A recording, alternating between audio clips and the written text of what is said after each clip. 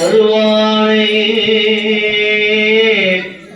போகமும் திருவும் கொடுப்பானை பின்னை என் பிழையை பொறுப்பானை பிழையெல்லாம் தவிர பணிப்பானை இன்னதம் என்றறியவனாய் அம்மானை எரி வந்த பிரானை அன்னம் வயக்கும் வயப்பழனத்தனே ஆரூரானை மரக்கலுமாமே முண்டம் தரித்தே முதுகாடுரைவே முழுநீர பூசதேர் மூக்கப்பாம்பை கண்டத்திலும் தோளிலும் கட்டி வைத்தீர் கடலை கடைந்தட்டோ நஞ்சை உண்டே பிண்டம் சுமப்பதும் கூடமாட்டோம் பெரியாரோட நட்பினே இருந்தோம் அண்டம் கடந்த புறத்தும் இருந்தே அடியே உமக்கே ஆட்சிய அஞ்சதுமே.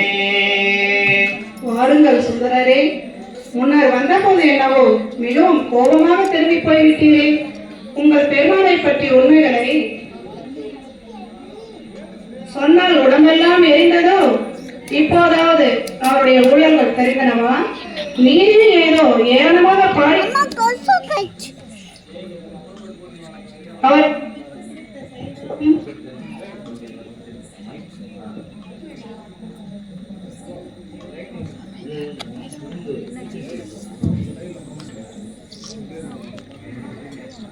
இப்போதாவது ஊழல்கள் தெரிய நீரே ஏதோ ஏராளமாக பாடிக்கொண்டு அவர் தாம் பெற்றுவிடுத்த செயல்களும் தலை மாலைகளையும் எலும்புகளையும் பாம்புகளையும் அணிந்து கொள்வதும் சடையை பெரிதாக வளர்த்திருப்பதும் அதனுள்ளே ஒருத்தியை மறைத்து வைத்துக் கொள்வதும் புலித்தோல் உடுப்பதும் பிக்ஷை ஏற்று உண்பதும் சுடுகாட்டிலே ஆடி அவ்விடத்து பொடிகளை பூசிக்கொள்வதும் நினைக்க நினைக்க அருவருப்பாக இருக்கிறதா?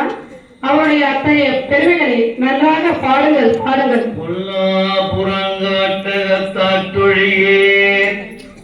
புலாவாயன பெய்யோட பூச்சரீர் எல்லாம் அறிவீர் இதுவே அறியீர் என்றிறங்குவேன் எல்லையும் நண்பகலும் கல்லால் நீக்க ஒரு நாள் கண்டதும் கடம்போர் தர கோயிலின் முன் கண்டதும் அல்லால் விரகண்டிலம் எம்பெருமான் அருகே உமக்காட்சிய அஞ்சுதுமே.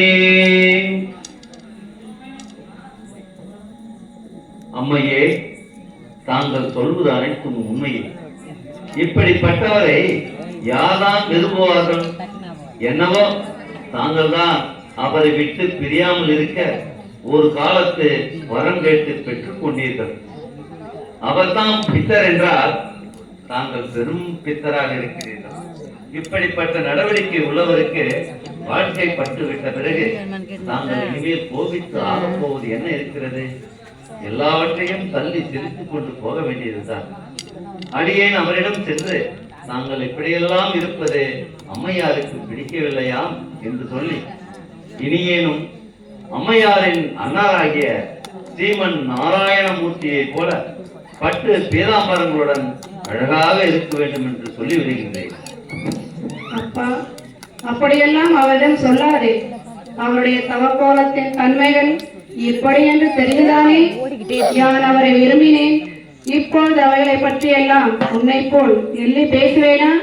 நம்பி ஆரூரா, பெருமான் பெத்தரை போல வெந்நீர் பூசிக்கொண்டிருப்பது அவர் எல்லா உலகங்களும் அழிந்து போன கடையூழி காலத்தில் தனித்து நின்று அழிவின் சின்னமாக நிற்கும் சாம்பலை பூசிக்கொண்டு அழிந்து போன புவனங்களை மீண்டும் உண்டாக செய்து ஆன்ம கோடிகளை பிறப்பித்து உயிர்ப்பதற்காக அன்று அவர் யானை தோலை உடுத்திருப்பது.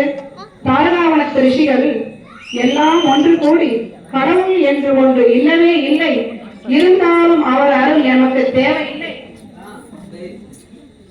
எங்களுடைய மந்திரங்கள் வேள்விகளின் ஆற்றலாலேயே யாம் எதையும் செய்யும் ஆற்றலுடையோம் என்று செருக்கி நின்ற போது அவர்கள் பத்தையும் செருக்கை அடக்க பரமசிவன் சென்ற போது அவர்கள் வேள்வியில் இருந்து எழுப்பி அனுப்பிய யானையை கொன்று அதற்கு அடையாளமாக அதனை ஒழித்தும் போர்த்து கொண்டதன்றோ? அந்த ரிஷிகள் சிவபிரானை அழிக்க அனுப்பிய மானும் மழுவும் சூழமன்றோ அவர் கைகளில் இருப்பவை? அவருடைய தவ கனலில் இன்று எழுந்த குண்டலினி சக்தி என்றோ? அவர் மேலிருக்கும் நாகங்கள் 100 கோடி பிரமர்கள் நொங்கின 6 கோடி நாராயணர் அங்கனே என்று அப்பர் பாடியபடி அழிந்து போன அரிபிரமாதியரின் தலையை அன்றோ ஆண்டவன் மாலையாக அணிந்திருக்கின்றார். கல்வியினால் செருக்கிய பிரம்மதேவனின் சிரத்தை கொய்து அவர் கர்வத்தை அடக்குவதற்கு அடையாளம்